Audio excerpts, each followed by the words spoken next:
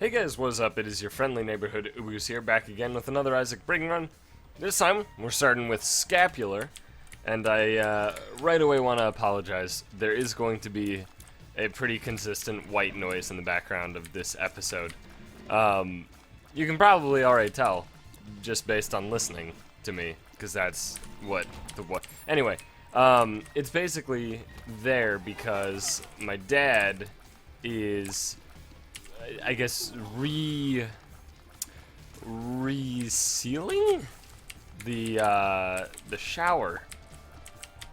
Gotta waterproof it and shit, and that shit's smelly. So he set up like a ventilation thing that happens to run pretty much right past me. The actual physical machine part of it is like pretty far away, but it's also fairly loud. So you probably hear that, and I apologize for it. Can't really fix it. So with that, we're just gonna move on and pretend it never happened. And we're starting with Scapular. This took for goddamn ever to find. I spent at least 10 minutes on the very first bundle of resets just trying to get an item room. And I'm not exaggerating. It literally took me 10 minutes to actually find an adjacent item room to the beginning. That's crazy. I don't know, that's insane. I know why. It's because we're on hard mode. And in hard mode there are more rooms per floor. And so it just makes it much less likely because of that to get an item room that's adjacent. I'm taking it slow, by the way. Fuck this motherfucker. There we go. Whoops! You know what? I don't want to talk about that. I am gonna blow this, though. That shit's getting blowed the fuck up. Alright, now listen the fuck up.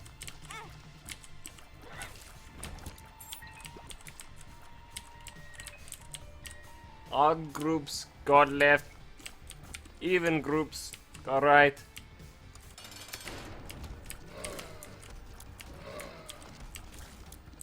I don't really, I would continue if I actually remembered the specific numbers. He's like, now 5, 6, and 7 are whelp groups. Something like that. If you haven't seen that video, that shit's classic. It's a World of Warcraft related video, but I mean, you can enjoy it just the same, even if you've never played WoW, because it's funny. Just look up like more dots animation or something like that, and you'll find it. Now I want you to DPS slowly, and when I say slow, I mean fucking slow. It's a great video. That one and shit, dude, I don't remember the name of it, but there's like a video, a rag kill, where it ends, oh hell yeah. It ends with like, you know, it's basically a wipe on like, you know, like a 1% wipe on rag. But then a shaman has reincarnate, pops it, goes in, frost shocks. I think he's like, here comes the pain, bitch! And then just frost shocks and kills Rag, and then everybody in the vent. Because that's right, it was back in the days of Ventrilo. Ugh, what a dinosaur of a program. It's still around, people still use it. It's weird. It's weird to me. But yeah, that's what happens, and then they kill Rag, and everybody's freaking the fuck out. It's great. I think it's Here Comes the Pain, bitch. That sounds accurate. It's been a long time since I've seen it. I've definitely seen the more dots far more recently than the Ragnaros one. But they're both great. And they're classic, and obviously, the classic. Alright, time's up, let's do this. And then I would yell Leroy Jenkins, but of course it's fairly late, and there are people asleep in this house. So I'm not gonna yell it. I'm gonna save you all. I'm gonna spare you all. What I do really like, by the way, about Leroy, the Leroy thing, like, it's become such a cultural phenomena. That, I mean, obviously Blizzard took note, but in the current expansion in Warlords of Draenor, they reintroduced Ubers, Upper Blackrock Spire, UBRS Ubers, and it's a completely different one. It's still, you know, it's called Ubers, and it's like similar layout. I mean, it's basically the same layout. I mean, there's slight differences, but like the general gist is the same as far as I can tell. It might actually even be the same layout. It's been so fucking long since I've been in Ubers, so I don't know. The original. But anyway, so they reintroduced it at current level, which is awesome. That's always sweet. I personally really like it. I know people get super butt mad when it's like, oh, just being lazy and recycling content. Why not just make new content, you fucking slackers? And like, yeah, alright, listen. You're talking about Warlords of Draenor, which, you know, you've got a point. But I think it's fine. I enjoy it. I enjoyed when they brought Onyxia back in Wrath of the Lich King. That was awesome. Obviously, I enjoyed Naxxramas in Wrath. And I seriously don't understand everybody who says, like, ooh, rehashed content for Nax specifically. Because, like, less than 1% of the player base at the time of Nax coming out even saw it, let alone cleared it. And then, you know, not only that, but the player base was much smaller than it was in Wrath. So it just doesn't make sense to me to claim that that's, like, rehashed content and thus bad. Especially because, like, the fights are really fucking sweet. Anyway, I like the redo of content when it's slightly different and shit. That's cool. But Ubers is neat because in Ubers, there after the second boss. Oh fuck! I knew I was gonna just barely knock it out of the way. Shit. But after the second boss, which happens to be located in the location of all the whelp eggs that Leroy sprints full speed into after saying time's up, let's do this, Leroy, and then runs in, right? When he does that, it's in this room with a bunch of eggs, and what happens is if you run past the eggs, like if you touch them, or you can even just right-click them, you crack them open and then whelps pop out of the eggs. And so that room sucks anus and is really brutal. And then Leroy just, you know, sprinted in, triggering all the eggs and very easily wiping the raid. And so that's what happened, right? And so in the new Ubers, come on, motherfucker, thank you. In the new Ubers, after you fight the second boss, who's in the location where Leroy did the famous Leroy Jenkins, there's a corpse of Leroy. And not only is it just a corpse, but here's the best part. You can revive it if you're a class. If you're a class that can revive, if you can revive, then you can revive Leroy. And if you revive him, then he has a chicken timer. And if you wait out the chicken timer, then he'll, you know, run in basically. And the thing is, at the moment, because you know we're talking, this is in heroic, a heroic dungeon. And, you know, we're at the end of the expansion, so it's not difficult by any stretch of the imagination. So basically what happens now is if you're in Heroic and people need to do Leroy, and the reason to do Leroy is that if you revive him and then he gets his devout shoulders, which is the reason that they were doing that thing in Ubers in the first place, because he needed devout shoulders or something. Basically, you revive him after the chicken timer runs out. He sprints through, and if shit's not cleared, then he'll probably wipe you all and probably die. And if it is cleared, then he runs to where the beast was in Ubers and where the son of the beast is in new Ubers, and he gets his devout shoulders. And then you can get him as a garrison follower. That's right, Facebook games. I don't know. Garrisons are, like, fine. I don't really have a problem with garrisons. People seem to be very upset about them, though. So basically, the entire purpose of that is to get him as a garrison follower, and it's pretty good because he is an epic quality follower, which means he can just have more traits. Sure. He can just have straight up more traits as an epic follower. The green followers get, I believe, just one trait, and then blue get 2, and then epic get 3. And you can, there's a lot of ways that you can fiddle with the traits and stuff, and the traits are pretty impactful. But basically, Leroy's a good follower, and he starts at level 100, so you don't have to level him like a lot of the other followers. And it's good. It's good shit. But I like it. I like the fact that it's flavorful. It's a solid reference, you know, man. You always have the best references. Your references are off the hook or something. And, you know, it's cool. I don't know. It's nice to see. I like that sort of thing. And the thing is, it's not the first time that they've been like, hey, this Leroy thing, huh? It's absolutely not the first time. Because you can get the title in WoW, Jenkins, by basically doing what Leroy did. And starting with the introduction of achievements in Wrath, which is when the title was added, it's pretty easy to do the Leroy thing without actually dying, because in Wrath, you know, you were pretty immediately over-leveled for Ubers. Although people seem to not really understand that even in Wrath, it was fucking difficult to solo, like, level 60 content. Like, really tough. I mean, if you wanted to try and solo AQ40, good fucking luck. You have to pretty much be, at that point, pretty much a Death Knight. You had to be a Death Knight. Or, you had to be a Hunter or a Rogue and be very clever, right?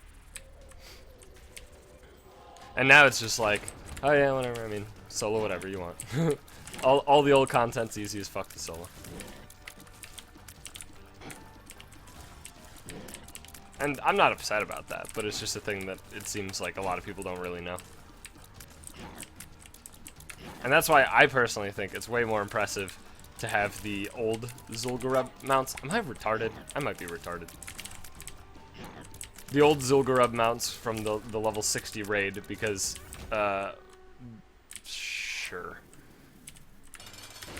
Because when Cataclysm came out, right, it was still fairly difficult to solo ZG in Wrath, and then Kata came out, and in Kata, they essentially revamped, with gigantic quotation marks, the old ZG, and made it into a heroic dungeon instead. Which is fine. I mean, whatever. But then, basically, the old mounts are not obtainable right now, and the only time you could obtain them was either, you know, and pretty much vanilla, BC, or Wrath. But at no point was it really a reasonable... Well, it wasn't unreasonable to solo them, it was just difficult to solo them. Even in Wrath. But anyway, enough WoW talk. Sorry about that. I'm fucking boring the shit out of you guys. Let's talk about Star Wars. Holy shit, man. Fucking Star Wars. December 17th? Technically 18th or something? I don't know. All I know is that the theater near me has, like, on the 17th at, like, night, is the first chunk of showings of Star Wars Episode 7. So, I'm gonna assume it's the 17th. So me and my dad, basically, when talking about it, basically we came to the conclusion that my mom actually would want to see it, which is awesome because she doesn't really like movies. And so we were gonna look for times that all three of us could go, and my mom goes to sleep really early for some reason. I don't know, she's weird. But she normally goes to sleep incredibly early. And so I'm like, okay, well, we can't do, like, you know, if it's like 11 p.m. or later, that's beyond too late, right? Like, even 9 o'clock is pushing it. And so we looked and looked and looked at times, and holy fuck, dude. Apparently Star Wars is popular. So essentially what's going to happen, because my mom, I mean, she'll see it, right? That's what we've concluded, is that she will see it. But we basically at the time made the assumption, and then later confirmed it with her, that she didn't really care to see it on opening weekend. It was just like, whatever. And so, yeah, I don't want the ladder, fuck that shit. And so, me and my dad got 2 tickets for a 12:30 a.m. Saturday night, Sunday morning show, right? Which is fucking, I mean, it's not a big deal for me, right? I've literally all my life just been like, fuck it, whatever, man. When it comes to like movie times, you know. Oh, is it showing? Okay, I'll watch it. Oh, what time? It's 4 a.m.? Nah, whatever. Yeah, I'll watch it. No, it's fine. What was in the item room? I want to say it was shitty, but I guess if it's a shitty passive, I'm gonna take it. This run's unfortunate. I'll be honest. It's just unfortunate. Jesus. So yeah, 12:30 a.m. Saturday night with it's technically it's on Sunday, but it's, you know, still the Saturday night showing. Whatever. Anyway, so that's the time we're gonna see it. We looked at, so the first tickets that were available. First of all, it's in at the one nearest us. They have it in IMAX 3D, Real D 3D, which is like just, you know, the slightly cheaper 3D. And doesn't require the gigantic IMAX screens. So IMAX 3D, Real D 3D, and then regular. And I fucking despise 3D, by the way. I hate this room, by the way. This is maybe my least favorite room to just stumble into, with low damage specifically. So I despise 3D. So I said no, I'm not watching 3D no matter what. So we just looked at the regular times. And turns out, it's not the. First of all, it's reserved seating, which makes sense. It's opening weekend for fucking Star Wars. Hello.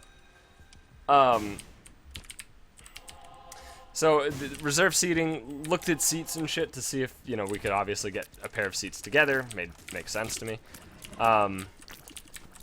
And turns out, the first day that is even reasonable for us to go to, if we don't want to be in the worst seats in the entire thing, which of course is the first 2 rows.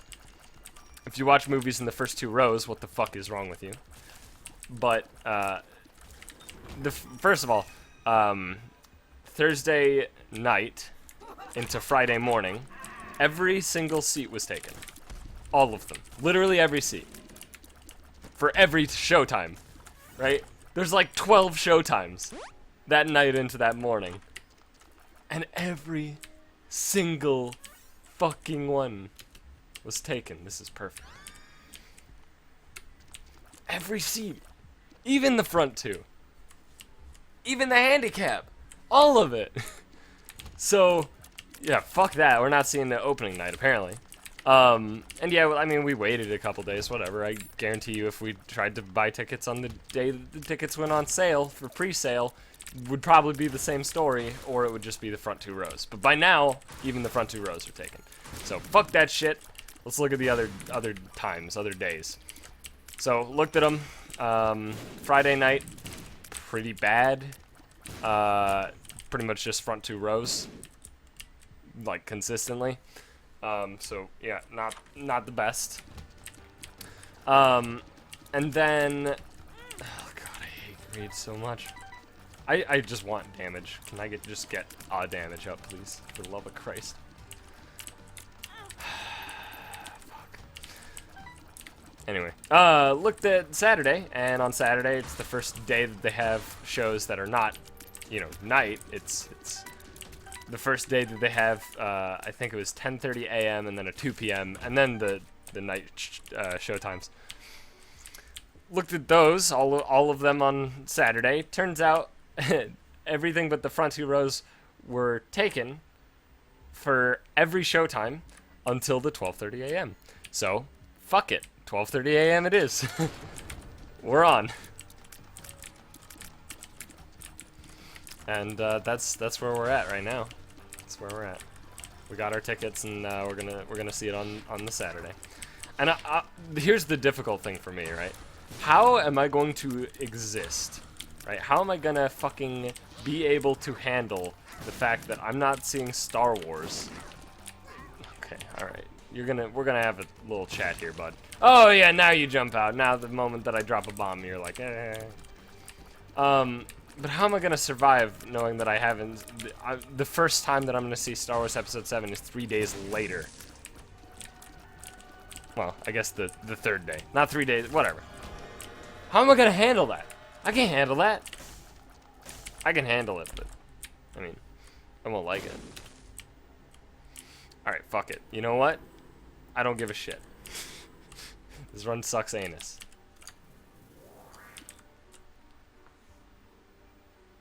I'm not getting anything that I need. It's a series of unfortunate events. But yeah, I'm so excited for Star Wars. Here's the crazy thing, right? So I'm 21 years old, which means I wasn't alive for the release of the original trilogy. I of course saw it before I saw the prequel trilogy. Of course, because my dad, being a gigantic Star Wars nerd, which is perfect,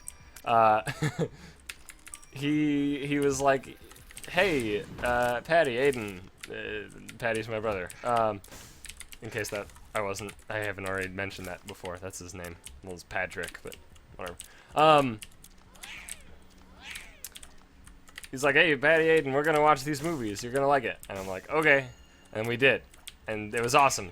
And then I heard that the original, or not the original, but the prequel trilogy was happening. And I was like, oh man. And the thing is, right, by the time that I saw the original trilogy, it had already been, I guess, fiddled with. The first time I saw it was the, I guess, remastered? It must have been remastered on VHS. Had to be remastered. Can't imagine it not being. Trying to think though. Thinking is tough. Boop. Yeah, whatever. I'm just gonna take those options. You know what? Fuck it. This run sucks so much ass. I'm gonna test my, not my theory, I guess, but the idea that I can, you know, maybe crash the game and everything will be ruined perpetually. So I saw it remastered, maybe not remastered yet, but I saw like it had already been tainted. George Lucas had already done horrible things to it, but I still fucking loved it. And I was confused because it was like, well, no, but where's one? No, where's one? What? You know, because I'm like a tiny little fucking pea-brained baby at the time. And so I was confused why we were watching 4, and where's 1? And then I heard 1's coming out, and I'm like, oh my god, we have to see that. And my dad, being a gigantic Star Wars nerd, was like, yeah, let's see it. And then we saw it, and then I guess my dad's hopes and dreams were just dashed immediately. But I was a fucking stupid kid, and I was like, yay! Pod racing! Although that was, in fairness, one of the few actual good parts of Episode 1. That's not true. I think Episode 1 gets way too much flack. I actually think Episode 1 is far better than Episode 3. Disagree with me all you want, but listen to me, alright? Episode 1, at the very least, had character moments. Episode 3, you can't even argue that there were character moments there, because there weren't. There was no character moments at all. Literally, the entirety, oh hell yeah. The entirety of Episode 3 is just a conveyor belt. The story is just a conveyor belt to get you to Lord Vader. Right? That's it. That's it. That's the entire purpose of Episode 3. There's no actual conflict or anything. It's just like, you know, fucking the Emperor's like, I'm gonna teach you how to save Padme. And Anakin's like, can you really do that? And he's like, of course, I'm fucking this evil dude. And then Anakin's like, oh, you're him. And then he's like, you're under arrest or whatever. Fucking whatever happens. And then just suddenly he kills Mace Windu, and then he's like, oh no, and then fucking Palpatine's like, Lord Vader, and then he just goes and kills kids. I don't understand. It didn't, like, there was no progression of character. It just happened. It was just like, all right, I'll kill the black guy, and then he did, and then it's like, oh no, yeah, no, this is cool, yeah, I'll kill children, this is fine, I have no problem with this, and then he does, and that's it, right? And then that's it. Then the movie fucking ends with them dancing for half an hour. I don't know. Episode 3 sucked ass. I don't know why people say it's the best of the prequels. Like, yeah, Episode 1 had Jar Jar. Sure. Every movie's gonna have flaws, okay? But there were character moments. Not great, but, I mean, first of all, the Darth Maul saber fight, incredible. Alright, listen. It was choreographed, but it wasn't nearly as bad as, like, pretty much every other lightsaber fight in the prequel trilogy. It was easily the best one. It was the only one that had very little CGI. There was still quite a bit, but if I'm not mistaken, I believe the Darth Maul lightsaber fight was actually shot on a set, which automatically puts it far above any lightsaber fight from the other two movies. Because there weren't sets in the other two movies. They literally didn't have sets. I mean, it's unreal. I don't know. Whatever. But it actually like felt like you were in the place, and battles were happening, and it was cool. And then obviously the character moment of Obi-Wan losing his master. That was fucking crazy. It was good. It was actually good. They definitely kind of soiled it by actually killing Darth Maul, but I mean, whatever. It was still a good moment. And like, yeah, Anakin was a fucking bratty little child, and it kind of sucked. But I don't know. I think Episode 1. I don't know if it's the best prequel movie. I guess it must be. If I'm putting it above 3, and then Clone Wars is, I don't know. Clone Wars is also above 3 in my book, but that's another unpopular opinion. People seem to be very much in disagreement with those statements. All right, here's the play. Ready? How am I gonna do this? I need to like get monkey hands or something. I think I timed it right. Let's find out. Hey! Didn't crash. Got them both. Feels good. That's actually cool. Neato. Too bad they sucked. Oh well. What was I on about? I don't remember what I was saying. Oh, right. Yeah, I was talking about how we saw Episode 1 and I loved it because I was a kid and I loved Jar Jar because I'm weird and I was a child. And then we watched Episode 2 and Episode 3 when they came out, and it was awesome, and it was this great experience, and like that was my memory of Star Wars when I was a child, which obviously a lot of people are going to be like, man, your childhood sucked. But, I mean, it was, whatever. I was born in the wrong generation or something. It's a joke. That's the most fucking retarded meme that exists, by the way. But, yeah, like, I mean, I was born after the original trilogy, so, I mean, you know, I didn't get to experience it the same way everybody else did. I mean, I liked it, right? When I was a child and I was introduced to Star Wars, it was the original trilogy, and I enjoyed it, and it was great. But I also liked seeing the prequel trilogy in theaters. That was awesome. For no matter how much hate it gets, I still it was fun. I mean, whatever.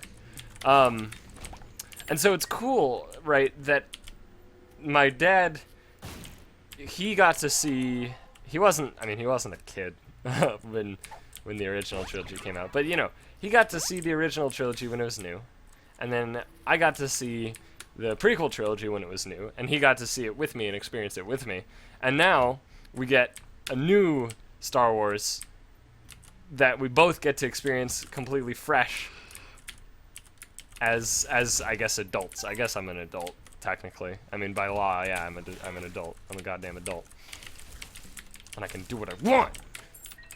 If I want to go get fucking Taco Bell at 2 in the goddamn morning, I'm gonna fucking do it because I'm a goddamn adult. That's right, I'm an adult. If I want to make a Fruit Gushers burrito, I'm gonna goddamn do it, because I'm an adult. Yeah, I don't know, it's just, it's a very surreal sort of thing.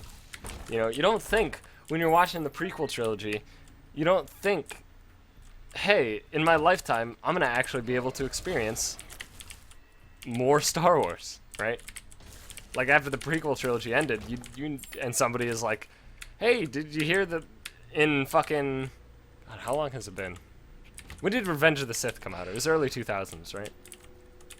They were all early 2000s? No, I don't remember. Phantom Menace was 99?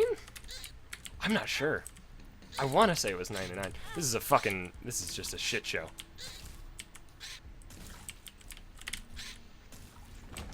Good God. Shit. Shit!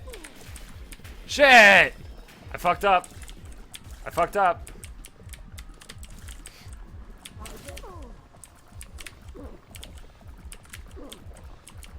Fuck! Dude, I'm doomed. This is not a good situation to be in. This run sucks anus. What was I on about? Shit, man, I don't remember. Alright, yeah, if somebody was like, hey, after you watched episode 3, and then, you know, got really upset because of the no, because that was the last thing you saw about episode 3.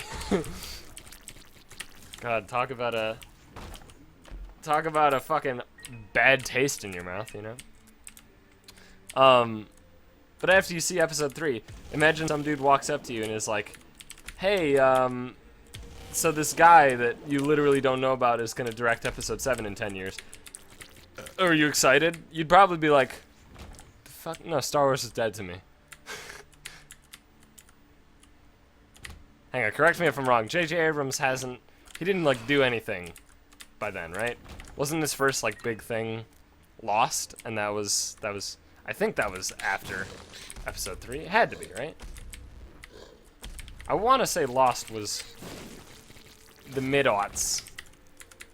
By the way, that's what it's called. The year, like, the decade of 2000 to 2010 is called the aughts, which I find hilarious. Mostly because there's a pejorative term for autism, which is it's a quite comical term to me, because I can't imagine anybody taking it seriously just based on the way it sounds. And I don't know, it's just funny to me. The term, of course, is the odds, you know. He's got the odds.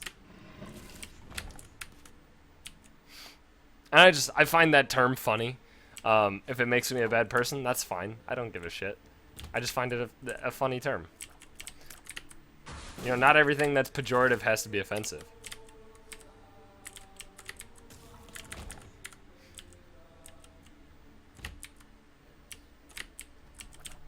But people don't understand that. People are like, oh, well, ugh. I mean, that's how I imagine people arguing it. It's just, oh, well, ugh. And that's it, right? Because that's easier than coming up with a counterpoint. It's just, ugh. No, not like this. Okay. Come on. Stupid fucking horse. Oh, that's perfect. Yeah, but I want to say Lost, which I don't know. I'm sure JJ probably did something before Lost, and people are probably going to be like, "Oh, I loved his movie that never was in theaters, straight to DVD release." You know, like, well, VHS. I mean, DVD was around then, obviously, but there was still VHS. It's like that weird, like, Twilight Zone, where games were released on PS1 and PS2. That crazy time frame that people don't believe exists, but definitely did. I'll confirm that. There was definitely a time frame where games were released on both PS1 and PS2. Not a lot, but it happened. There weren't, like, a lot of games. Especially not the popular ones. The popular ones obviously weren't released on both. Mostly just because PS1 had inferior hardware. But whatever. And even, you know what, that even happened to some extent with Nintendo systems. Specifically GameCube and Wii. Specifically Twilight Princess. Which I found, I don't know, I think that's genius, personally. Specifically the Twilight Princess thing.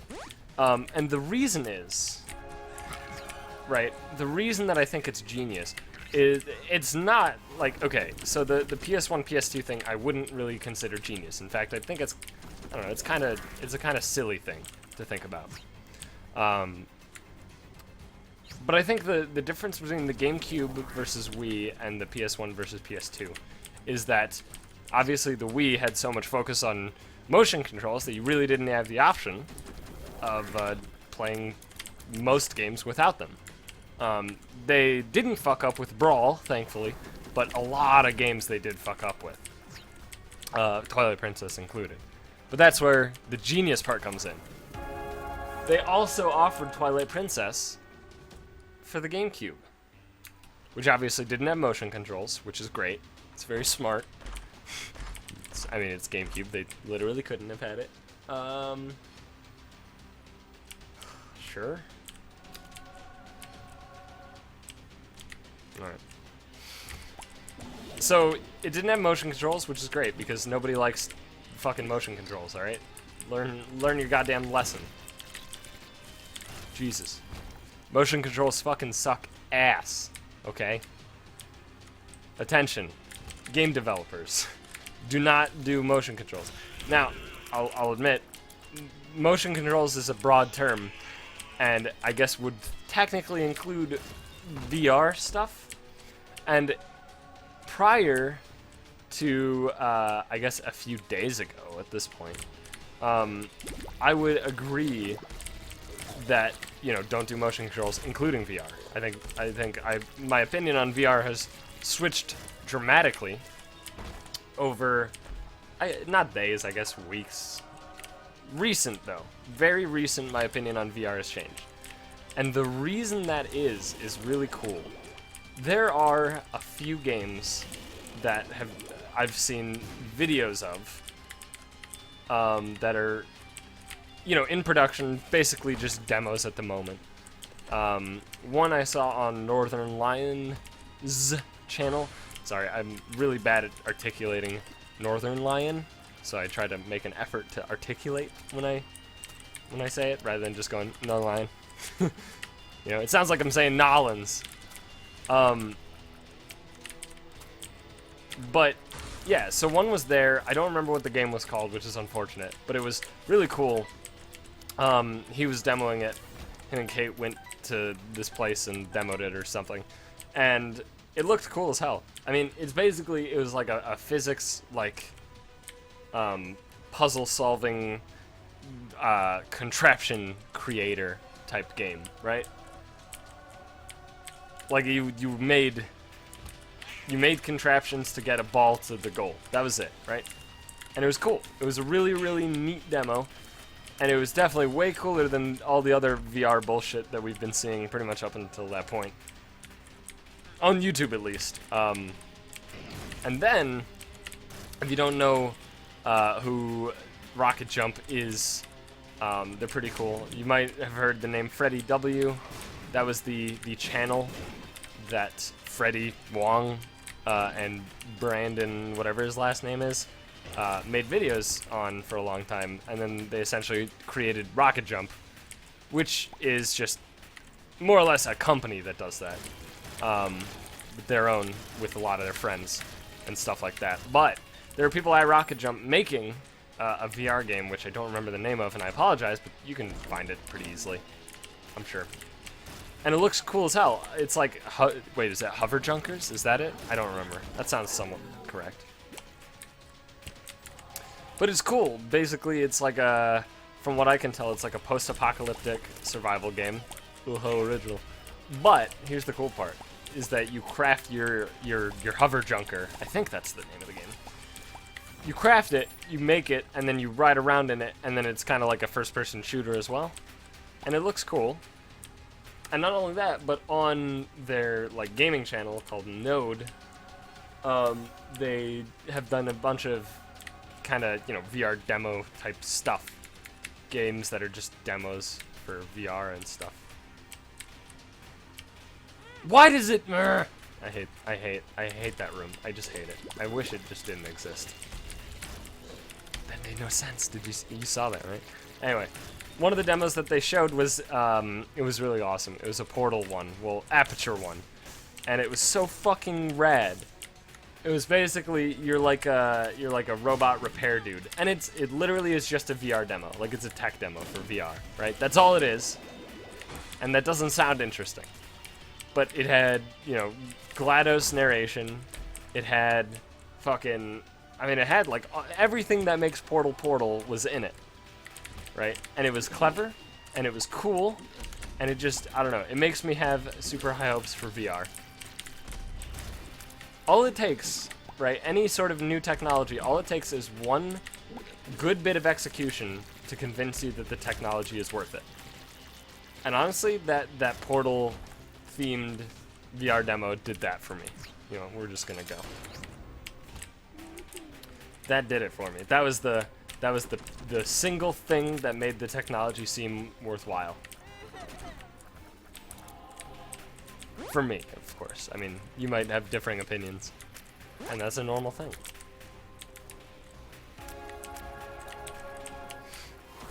So yeah, basically, I would have said VR sucks ass if you asked me what my opinion on VR was, pretty much at any point before this last month or so. Holy shit, we won! I can't believe it. That run sucked. That was so awful, and I hated it. But thanks for watching, guys. Hope you enjoyed that run a hell of a lot more than me.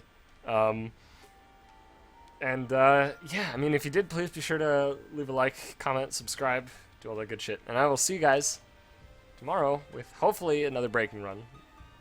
This one, I started with scapular, and then it just crumbled. The entire run just fucking fell apart in front of my face, which kind of sucked. But you know what's awesome? This is going up on Sunday and Friday, so yeah, 5 days away. I couldn't do math for a moment.